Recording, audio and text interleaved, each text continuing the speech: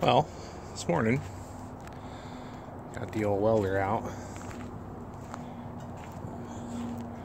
Rather ancient Lincoln, engine powered, I got for a song. Runs awesome though. It's only got like a couple hundred hours on it.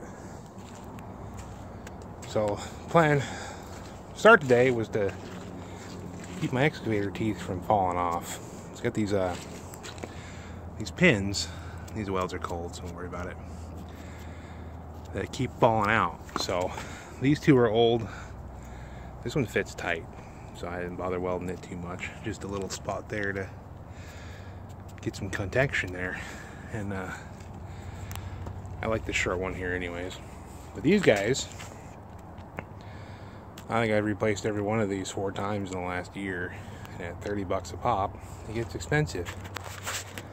So the pins keep falling out, and they fucking rattle, and they do everything that drives a guy nuts. So I went ahead and just welded them straight on. I'm not gonna worry about deslagging them because, well, to be honest, it's gonna peel off anyways. These will be shiny metal in a few months. Look like all one piece. So I'll have to break out the old air arc to get them loose, but it's not the greatest welds in the world because they're not the cleanest welds in the world, but they'll do for what I'm doing. I missed one. Oops. I have to get the backsides done. This one falls off every day, so I spend an hour looking for a damn tooth. Waste a lot of time. So while I was here, just got my cheater bar and everything. I scrubbed a stump or something and bent this all up and broke the weld in here. So it's fairly common on these things, at least on this one. You know, once again, I probably won't mess with painting them too much. I mean, it's all just rust anyways. Paint the one spot, you gotta paint everything. Yep. Anyhow, so that's some gyppo logger welding there for you. So that took about an hour. I gotta put everything away. It's gonna take probably another half hour. And we'll start skidding logs. Got some welding on the skidder I need to do too. But my real smart butt didn't grab any extra rods. I'm down to half a stick. Let's see where we got. We got right there. It needs to be welded. I missed that last time I did all the fix on this thing. I think there's some stuff along the bottom too that you can't see from this angle. Just gotta get the blade up and get underneath it. I don't want to do that, but I bought this thing. It had a piece of 3/4 plate on here, and that crack wasn't fixed. You still see the piece of 3/4 there. And a couple pieces of rebar across that, and another piece of like real thin angle, which is right here. And then on top of all that, some like 3/8 wall, 2-inch angle, and they're all cracked right along here. You see where they just boogered weld in after boogered weld in, and they never came back and fixed that. Well, once I got the big welder there, I decided to clean her up and do it right. So this was all broke off, and this was all broke off, and that was all broke. It took me a couple weekends cutting and grinding and cutting and grinding, and then finally got her all fixed up. And she hasn't had any new cracks since then. I mean, this was cracked when I bought it. This was all cracked off when I bought it. And I had a professional, well, retired professional welder come out when I first bought it because it was cracked. Oh, can you see it? You can't really tell, but all the way from here to here was broke off on both sides. And he came out and, shit, I had to use 80 then and paid him a couple $100 and he fixed her up good. So if you're gonna weld on something, learn how to weld. Look at this thing, there's all sorts of bad welds on it. Like this one's Yeah, it's boogered. I mean, they fish plated it, but it's, I mean, it's holding, but jeebus. This is the good side. There's another one here. I think I did that one.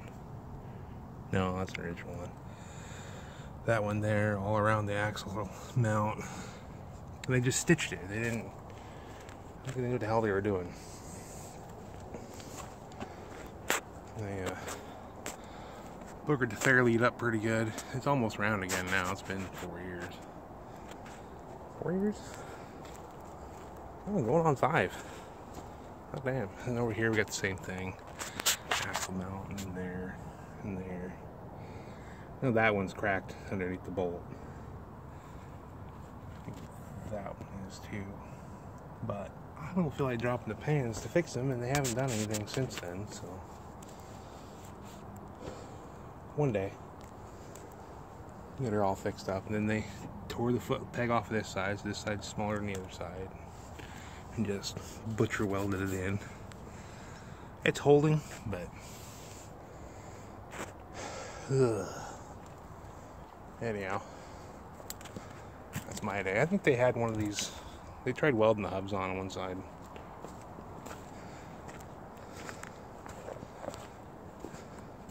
And that was this side here. Yeah, nice. If you buy one of these 440s, those two bolts, the 2 bolts on top, they fall out all the time. So you want to make sure they're tight. All every month or so. Anyhow, that's my day in the woods today. I gotta go hunt the skidder now. And people next door here, this is all one piece of property. And they're over there. They work nights, so I try not to make too much noise down on that end. Almost a clear cut down there. Start taking all that next. And yeah. Probably got another month on this project. It's all thinned out now. Yeah, let's walk back in there. We got time.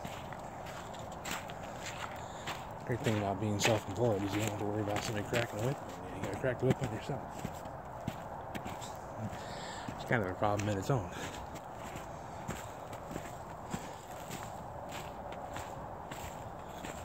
Mud. Everywhere you look, there's mud out here. So, this is my main skid trail here. It's kind of a secondary one. And yeah, that's what's left after. I mean, you can't even see everything. We've cleaned up over there and all down there. Pile of firewood for whoever wants it. It's up to the owners, though. There's probably a couple of good logs in there. They're just not worth bucking by hand, anyways. So, yep. Have a good day.